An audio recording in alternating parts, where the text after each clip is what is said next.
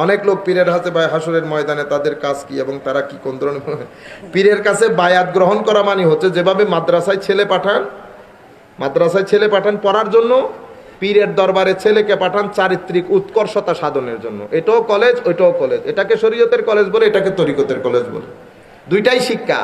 যিনি পীর উনি শিক্ষক। এখন উনি যদি না জানেন ওনার শিক্ষকতা কি, তাইলে উনি ভণ্ড, তাইলে উনি এটা আল্লাহর দুনিয়াতে ওই একদম শুরু থেকে হয়ে আছে। এই জন্য তাসাউফের কিতাবের মধ্যে পুরনো কিতাব আছে একটা, কাশফুল মাহজুব। ওখানে সুফিকে তিন ভাগে ভাগ করা হয়েছে পীরকে। একটা সুফি, একটা মুতাসাউফ, একটা মুস্তাউসিফ।